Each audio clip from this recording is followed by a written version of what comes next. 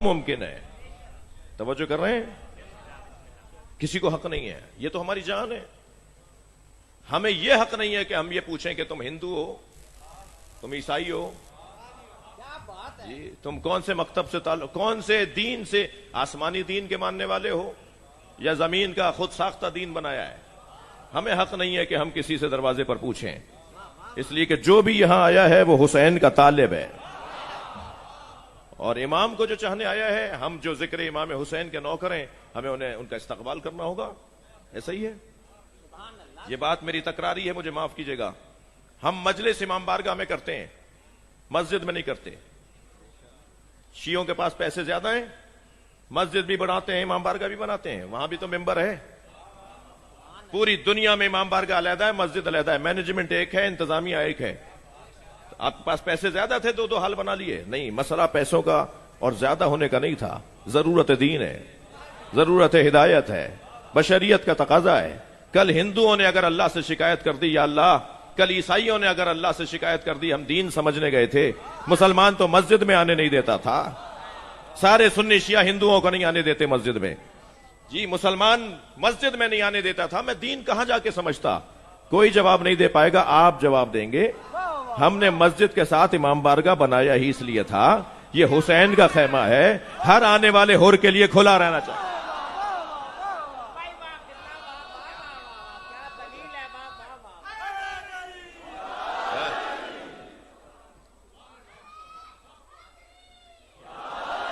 بھائی پہلی دفعہ محرم نہیں آ رہا. محرم ہر سال، اور ہم نہیں تھے تو محرم تھا، اور ہم نہیں رہیں گے محرم رہے گا. یہ پہلی دفعہ نہیں آ رہا. اگر آپ کو یہی طے کرنا ہے کہ جو بعد میں کام شروع ہوا ہے اس پر غور کیا جائے، اور جو پہلے سے ہے اس کو باقی رکھا جائے، تو شاید ہم سے پرانا کوئی نہیں ہے. اور اس وقت ہم مجلس پڑھ رہے ہیں پاکستان میں، مجلس ہم پاکستان میں کر رہے ہیں، تو یہاں اس بر صغیر کا اپنا مزاج ہے. جی میں نے لاہور میں 2000 مسیحیوں کا ماتمی دستہ دیکھا. وہ شیعہ نہیں ہے، وہ مسلمان نہیں ہے. جوزف کالونی جب جلائی گئی تو ہم گئے وہاں پر کچھ ہمدردی کرنے کے لیے، تو مجھے اسی حلیے میں دیکھ کر مسیحیوں نے آواز لگائی، یسوع حسین زندہ باد. یعنی وہ پہچان گئے کہ حسین والا ہے.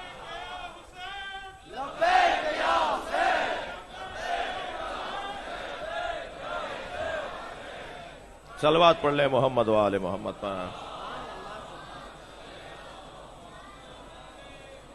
میں سندھ میں 2 ہندوؤں کے ہاں مجلس پڑھتا ہوں.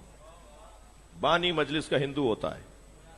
جی تبرک اس کی طرف سے ہوتا ہے، انتظام اس کی طرف سے ہوتا ہے، شرکت بھی آدھی آدھی ہوتی ہے.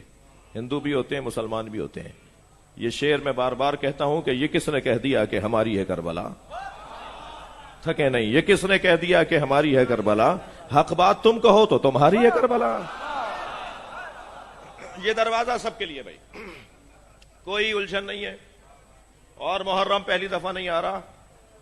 سال ہے گزشتہ، پچھلے سال جو کچھ ہوا وہ آپ کے پیش نظر ہے، اور 2013 میں جو راول پنڈی میں ہوا وہ آپ کے پیش نظر ہے. میں کل رات کی مجلس میں بھی کہہ چکا ہوں اور تکرار کر رہا ہوں کہ اگر پاک فوج ہمارے ان فوجیوں پر درود و سلام، ان کی سلامتی کے لیے ایک صلوات پڑھ لیں.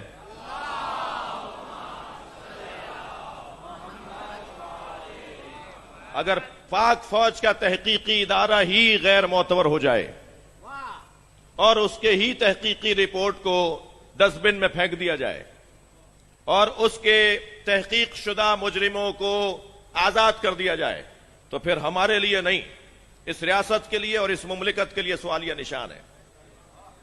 ہمیں تو یہ نئی بات نہیں تھی کوئی. ایسی اور اس سے بڑی سازشوں کا سامنا ہماری قوم کرتی آئی ہے، ہمارے بڑے کرتے آئے. پہلی دفعہ نہیں ہوا تھا اور آخری دفعہ نہیں ہوا، یہ بھی ہمیں پتا ہے.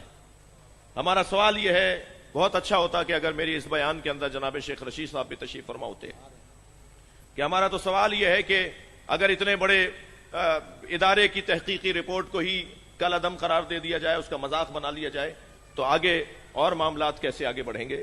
تو میں تو مخاطب ہوں اپنی محترم اور مقدس اپنے حفاظتی اس اعلیٰ ادارے کا ان سے سوال ہے میرا کہ آپ اس پہ آپ غور کریں. ہمارے ساتھ تو شہریوں کے ساتھ تو بہت کچھ ہوتا ہے, ہوتا رہے گا اور آگے بھی ہوگا, اور ہم تو ویسے بھی پریشان نہیں ہوتے, اس لیے کہ ہمیں پتا ہے کہ جب پریشانی بڑھتی ہے تو ہمارے عزاخانوں میں جانے کا انداز بڑھ جاتا ہے, ہمارا توسل بڑھ جاتا ہے, ہمارے ہاں مولا سے رابطہ بڑھ جاتا ہے, اور ہم تو پریشانیاں مول لینے والے لوگ ہیں, ہم تو پریشانیاں ڈھونڈنے والے لوگ ہیں. پریشانیاں بڑھتی ہیں تو ہمیں مولا زیادہ یاد آتے ہیں. تو شاید اسی وجہ سے اللہ بھی چاہتا ہے کہ یہ پریشان رہیں تاکہ انہیں علی یاد رہے. تو یہ کوئی بات نہیں ہے, بات آگے یہ کرتی آئی ہیں, اللہ ان کی حفاظت فرمائے. بلکہ بہت ہی نظریاتی اور بہت ہی مضبوط سیاسی شخصیات ہیں, اپنے اصولی موقف پہ ڈٹ جانے والی شخصیات تشریف فرمائے ہیں. میں اتنا عرض کرتا ہوں آگے بڑھوں کہ ہمارا ان مجالس سے مقصد اور ہدف بہت روشن ہے, بہت واضح ہے. ہم اس بات کو آگے بڑھانا چاہتے ہیں جو بات قرآن نے آگے بڑھائی, جو بات نبی نے بڑھائی, جو پیغام اہل بیت نے دیا, اور جو ہر ولی نے کیا. ہمارا کوئی غیر منطقی انداز نہیں ہے. کوئی دنیا میں ڈھونڈنے سے اللہ کا ولی آپ مجھے دکھائیں جس نے علی کا گھڑا نہ بھرا ہو, جس نے مولا علی کی جوتیاں سیدھی نہ کی ہوں. کوئی اللہ کا ولی نہیں بنتا جب تک کہ وہ علی کی تسبیح نہ پڑھے. تو ہم بھی یہی بات کر رہے ہیں, کوئی دو باتیں نہیں ہیں. پھر یہ اتنے بڑے معتبر لوگ, اسلام آباد, پاکستان, دنیا جہان میں سفر ہوتا ہے, میں پڑھے لکھے لوگ, صاحبان ثروت لوگ, زمیندار لوگ, حیثیتوں والے لوگ, دانشور, دانشمند, سائنسی دنیا کے کارنامے اور ہنر کرنے والے لوگ جب یہاں ایسے آ کر بیٹھتے ہیں کہ پہلو بدلنے کی بھی جگہ نہیں ملتی. جی اندر آ جائیں تو باہر جانے میں انہیں 4 دفعہ سوچنا پڑے گا کہ میں اس مجمع کو کاٹ کے کیسے جاؤں گا. جی اس عاجزی کے ساتھ, اور یہ جملہ میں بار بار کہتا ہوں کہ ہم مجلس میں جوتیاں اتار کے بیٹھتے ہیں, علی نے جوتیوں کا نام دنیا رکھا ہے. ہم اپنی دنیا باہر چھوڑ کر آتے ہیں. یہ جو ہماری تربیت ان مجلسوں کے ذریعے سے ہو رہی ہے, یہ حاصل ہے مجلسوں کا. میری باتوں سے آپ اکتا تو نہیں رہے. ہم محرم سے 2 دن پیچھے ہیں, اور کچھ 2 دن کے بعد ہم محرم میں داخل ہو جائیں گے. تو محرم کا استقبال بھی کرنا ہے. محرم کے استقبال میں 3 موٹی باتیں اگر میرے بچے پلے سے باندھ کے لے جائیں اور اس کے اوپر عمل کرنے کی کوشش کریں. مجھے اس بات کا بھی اندازہ ہے کہ مجھ سے یہ محبت بھری آنکھیں جو مجھے دیکھ رہی ہوتی ہیں, یہ ان میں سے ایک بڑی تعداد مجھ ناچیز کی بات کو پسند کرتے ہوئے اس پہ عمل بھی کر رہی ہے. اور یہ بڑی اللہ کی نعمت ہے کہ بات سنی بھی جائے اور اس پہ عمل بھی کیا جائے. 3 موٹی موٹی باتیں اپنے ذہن میں بٹھا لیجئے. سید بھائی آپ سے اجازت چاہوں گا. 3 استقبال محرم ہے, 3 موٹی موٹی باتیں. سب سے پہلی بات جو اچھا یہ 3 باتیں میرے اپنی طرف سے نہیں ہیں, یعنی میں اپنی طرف سے کروں گا تو ہماری تو کوئی بات ہی نہیں ہے. ہے کیا بات ہو تو قرآن سے ہو, بات ہو تو معصوم کے فرمان سے ہو, نبی کی حدیث مبارکہ سے ہو. تو ہمیں یہ 3 باتیں جو عزاداری سے متعلق ہیں وہ معصوم امام کے فرمان کی روشنی میں کرنی ہے. عزاداری کے 3 ستون ہیں. تسلی دیجئے, آپ تھک نہیں رہے. اگر آپ میری اس گفتگو کو آگے سننا چاہتے ہیں تو بھرپور صلوات سے استقبال کیجئے.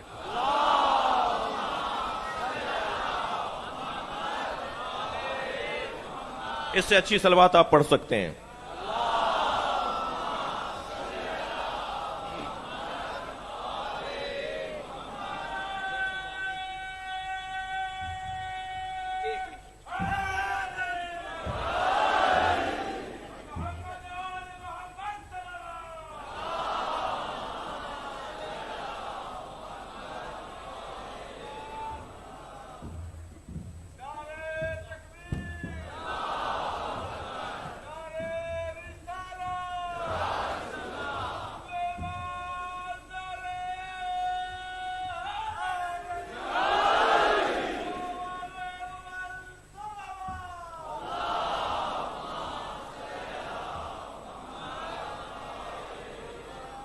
بھائی پاکستان کی داخلی امور کی ذمہ داری جس شخصیت کے ہاتھ میں ہے, ان کے بازوؤں کو مضبوط کرنے کے لیے نبی اور آل نبی پہ صلوات پڑھیں. اللہ صل علی. آپ نے صلوات ایسا لگ رہا ہے جیسے شیخ صاحب کے لیے پڑھی ہے، اہل بیت کے لیے پڑھی ہے تو اس سے اچھی پڑھی ہے. صل علی.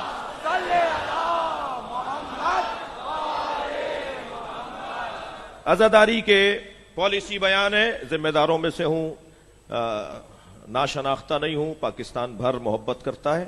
مجلس اسلام آباد میں پڑھ رہا ہوں لیکن اسلام آباد کے لیے نہیں پڑھ رہا. یہ ابھی کلپس بنیں گے، یہ وائرل ہوگا، یہ دنیا جہان میں پھیلے گی تو پوری دنیا کے حسین مولا کے ماننے والوں کو ایک لاہ عمل کے طور پر کچھ کہنا چاہتا ہوں. عزاداری کے 3 ستون ہیں. محرم پہلی دفعہ نہیں آ رہا، اور عزاداری صرف شیعہ نہیں کرتے. میں بر صغیر کا اگر حال بتاؤں، میرے بزرگ انڈیا سے آئے تھے اور ہمارے اپنے وطن میں خیر سندھ میں رہتا ہوں، کراچی میں رہتا ہوں، ہمارے اپنے صوبے میں پنجاب میں نے ایک مثال آپ کو دی. دسیوں مثالیں ہمارے پاس ہیں کہ مسیحی امام حسین کا ذکر کرتے ہیں، ہندو امام حسین کا تعزیہ نکالتے ہیں جی، اور سنی برادران جو امام حسین کا ذکر کرتے ہیں. طریقہ مختلف ہے مگر پیار سب کو نواسہ رسول سے ہے. تو یہ بات بھی روشن ہے کہ عزاداری صرف شیعوں کی ملکیت نہیں ہے. اور ابھی گورنر سندھ جناب اسماعیل صاحب سے جو میٹنگ تھی، عمران اسماعیل صاحب سے، تو انہوں نے میرا جملہ پکڑ لیا اور انہوں نے فرمایا کہ آپ نے ابھی تو کہا ہے کہ شیعہ میزبان ہے، تو جب میزبان ہے تو میزبانوں کو انتظام تو میزبانوں کو کرنا ہے نا. تو میزبانوں کو انتظام کرنا ہے. جیسے میرے بھائیوں نے، طالب نے، انہوں نے ماسک کا انتظام ہے، سینیٹائزر بھرپور کیا جا رہا ہے، باہر ویکسینیشن کا بھی انتظام کیا گیا ہے. تو میزبانوں کو میزبان رہنا ہوگا، میزبان مالک نہ بنے. میزبان نوکر ہوتا ہے، میزبان خادم ہوتا ہے. تو یہ پہلے میں باتیں کر چکا ہوں، میری طرف توجہ رکھیں گے. بہت جلدی بات کر رہا ہوں، ظاہر ہے مصروف شخصیات ہیں، ان کے پاس وقت بھی تنگ ہے. جلدی چند باتیں. عزاداری کے 3 ستون ہیں. مجھے اجازت دے دیجئے کہ میں بات کروں. عزاداری کے 3 ستون ہیں اور ان تینوں ستونوں پر آپ کو اور ہمیں توجہ رکھنی ہے. پہلا ستون عزاداری کا سامع محترم. آپ نہیں ہوں گے تو مجلس نہیں ہوگی، آپ نہیں ہوں گے تو جلوس نہیں ہوگا. اور آپ کیوں نہیں ہوں گے؟ اس لیے کہ آپ کے آباء و اجداد کرتے آئے ہیں. آپ ہوں گے، آپ رہیں گے، ٹھیک ہے. ایک وبا بھی ہے، اس کا بھی احساس رکھنا ہے اور پھیلاؤ کا سبب بھی نہیں بننا. تو پہلا ستون عزاداری کا سامع ہے، آپ ہیں، ٹھیک ہے. آپ کو اگر کوئی 2 روپے زیادہ چیز بیچ رہا ہو، دکان والا یعنی مہنگا بیچ رہا ہو، تو آپ اسے اڑ جاتے ہیں، ٹھیک ہے، آپ اسے لڑ جاتے ہیں. لیکن آپ مجلس میں بیٹھے ہوتے ہیں اور ممبر سے کوئی غیر ذمہ دارانہ گفتگو کر رہا ہوتا ہے، آپ اس کو داد دے رہے ہوتے ہیں، آپ نعرہ لگا رہے ہوتے ہیں، آپ اسے پسند کر رہے ہوتے ہیں. بھائی وہ اگر جو لڑوا کر جا رہا ہے، جو فساد کی باتیں کر رہا ہے، اسے گھر تک نہیں جانے دو. کیا بات؟ پہلے تو اگر نعرہ تکبیر، نعرہ رسالت، نعرہ حیدری، پاکستان. پہلے تو اسے آنا نہیں چاہیے تھا یہاں. نہیں معلوم کس کی پرچی پہ آ گیا. میں جو بول رہا ہوں سوچ سمجھ کے بول رہا ہوں. جلا ہوا ہوں اس وقت پورے پیواڑ کی پہاڑی سے لے کے کراچی کے ساحل تک پاکستان الحمدللہ چھوٹا سا آپ کا نوکر ہوں جی. غیر ذمہ دارانہ گفتگو، ہلکی باتیں، دل آزاری کی باتیں. جب آپ نے سنی بھائی کو بلایا ہے اور وہ آتا ہے، آپ کو پتا ہے، تو آپ کو اس کے احساسات کا خیال رکھنا چاہیے تھا، آپ کو اس کے جذبات کا خیال رکھنا چاہیے تھا، آپ کو اس بات کا خیال رکھنا چاہیے تھا کہ وہ آئندہ بھی آئے. آج اگر آپ اس کے مقدسات کی توہین کریں گے، آج اگر آپ اس کی دل آزاری کریں گے، کل اگر حسین کا ایک مرید بھی کم ہو گیا، کون جواب دے گا قیامت میں اہل بیت کو؟ نبی کو کون جواب دے گا کہ میں نے آپ کے حسین کا ایک چاہنے والا کم کر دیا تھا؟ غیر ذمہ دارانہ گفتگو، ہلکی باتیں، فضائل پڑھنا ہماری زندگی کا حاصل ہے. بہت روشن موقف دے رہا ہوں. آپ کی ذمہ داری ہے کہ آپ سامع بنے. معاف کیجئے گا، میں ممبر پہ بیٹھا ہوں، آپ کے بارے میں منفی سوچ ہی نہیں سکتا، مگر ایک ہوتا ہے جو بیٹھا تو ہوتا ہے، سن نہیں رہا ہوتا جی. میں ایک جگہ مجلس پڑھنے گیا تو ایک صاحب بڑی ٹکٹکی باندھ کے مجھے دیکھ رہے تھے. میں نے کہا جی سارے مجمع میں ان سے زیادہ کوئی سمجھدار نہیں ہے. میں اپنے آپ سے کہنے لگا, بڑے غور سے مجھے سن رہے ہیں. تھوڑی دیر میں برابر والے کی کوہنی لگی تو گر پڑے. میں نے بعد میں پوچھا جی ماجرا کیا تھا؟ کہنے لگے یہ آنکھیں کھول کے سو جاتے ہیں. تو خدا کے واسطے آنکھیں کھول کے سونے والے نہ بنے. جی آپ سن رہے ہیں تو آپ کی ذمہ داری بھی ہے. تھک رہے ہیں آپ میری باتوں سے. میں نے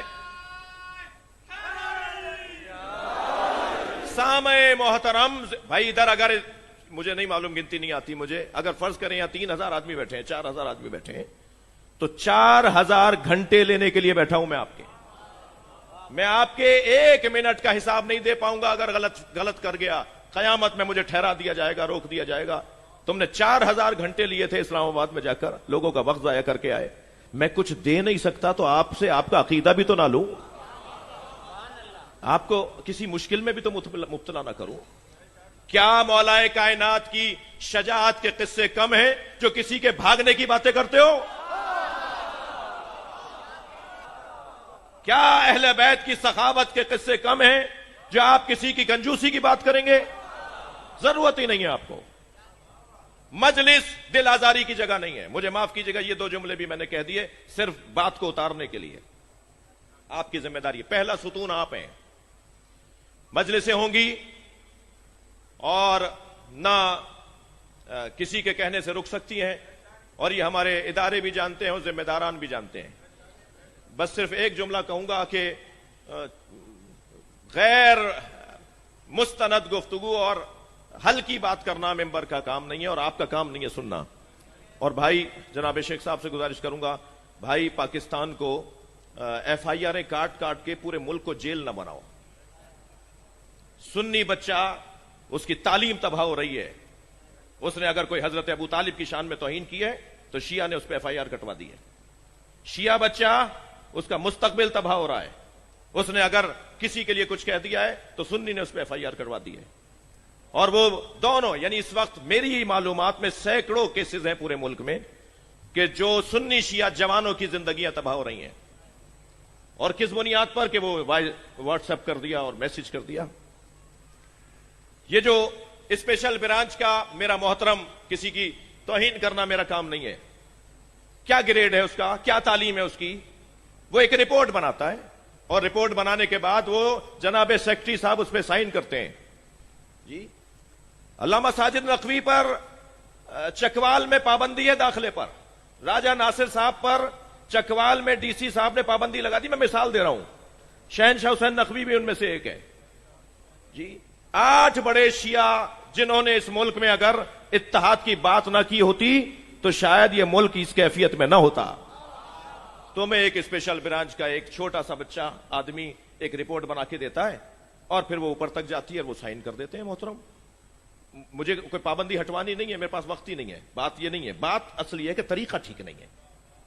میں نے جناب علی زیدی صاحب سے بھی کہا تھا, زلوی صاحب سے بھی کہا تھا کہ شیخ صاحب تک ہماری یہ باتیں پہنچائیں.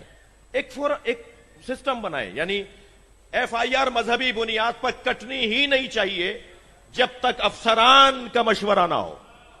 ہر ڈسٹرکٹ میں 2 شیعہ, 2 سنی, 2 بریلوی, دیوبندی, 2 اہل حدیث عالم بیٹھ کر طے کریں شیعہ بچے پہ FIR ہونی چاہیے یا نہیں, اس دیوبندی پہ FIR ہونی چاہیے یا نہیں. کیا معلوم وہ بلا کر اسے سمجھائیں, اسے توبہ طائب کروا لیں. زندگیاں تباہ.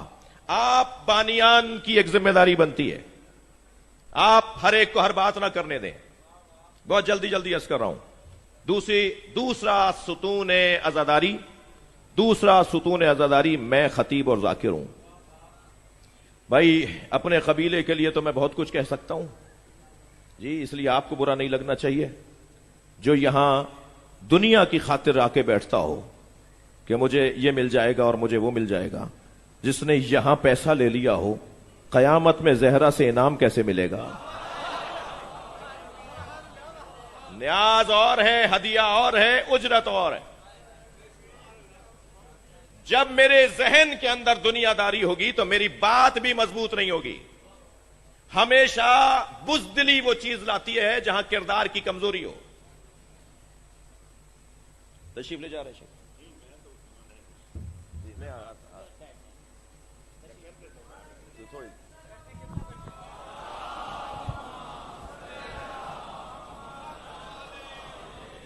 اس سے بہتر صلوات ہدیہ کریں.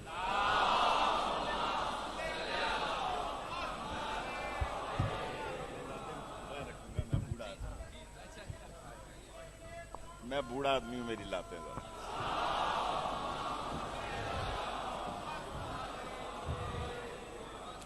بسم اللہ الرحمن الرحیم. شہنشاہ نقوی صاحب اتنی زبردست باتیں کر رہے تھے، اللہ کرے سارے ملک کی یہی آواز ہو. نبی، میں خود دربان حسین ہوں. حسین علیہ الصلوۃ والسلام کے بغیر دین مکمل نہیں ہو سکتا. میرا عقیدہ شاید آپ کا عقیدہ، آپ اہل تشیع ہوں، میں اہل سنی ہوں، لیکن ہم نے اون محمد رضوی کے ساتھ روز ہم چوک میں بابڑا بازار ناشتہ کرتے تھے. طالب اور قاسم میرے بیٹوں کی جگہ ہے، ان کی والدہ میری والدہ ہے، میری والدہ مر گئی، وہی میری والدہ کی جگہ ہے. ہمارے شہنشاہ نقوی صاحب، اگر آپ ایسی تقریریں جیسا آج آپ نے خطاب کیا ہے، شکریہ. یہ آپ جس ٹائم اس سارا 10 محرم آپ مجھے حکم کریں، 10 کے 10 محرم ٹی وی پہ آپ کی تقریر چلنی چاہیے اور یہی باتیں چلنی چاہیے. اور جو آپ نے کہا کہ جو لوگ چھوٹی بات کرتے ہیں، ہلکی بات کرتے ہیں، لڑائی جھگڑے کی بات کرتے ہیں، ہمیں اپنے عقیدے کو چھوڑنا نہیں چاہیے اور کسی کے عقیدے کو چھیڑنا نہیں چاہیے. یہ ایمان کا حصہ ہونا چاہیے کہ میں اپنے عقیدے کو چھوڑوں گا نہیں اور کسی کے عقیدے کو چھیڑوں گا نہیں. باقی شہنشاہ نقوی صاحب، میں نے پہلی دفعہ آپ کو سنا ہے، اللہ آپ کو شکریہ. عمر دراز کرے. اور یہ میرے بیٹوں کی جگہ ہے، قاسم بھی اور طالب بھی، اور اون میرے بھائی تھے، اور وہ وقت ہی چلا گیا. آپ بھی بھائی وہ وقت ہی چلا گیا جب ہمیں یہ پتہ ہی نہیں ہوتا تھا کہ یہ شیعہ ہے، یہ سنی ہے، یہ کون ہے. ایک ایسی فضا بنا دی ہے. شہنشاہ صاحب اٹھنے سے پہلے میں آپ سے درخواست کروں گا، جو باتیں آپ نے کی ہیں اس کو سارے ملک میں پھیلا دیں.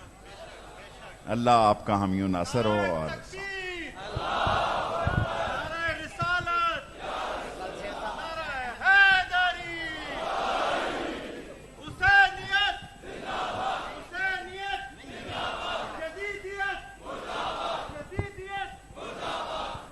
بلند تر صلوات پڑھنا. اس ملک کی سالمیت کے لیے بلند تر صلوات پڑھنا. سازشوں کے خاتمے کے لیے بلند تر صلوات پڑھنا. مجلس میں آپ واپس آ جائیں، بلند تر صلوات پڑھیں.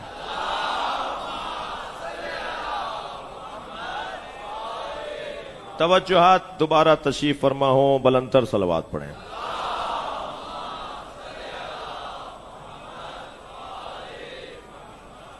بات بڑھے.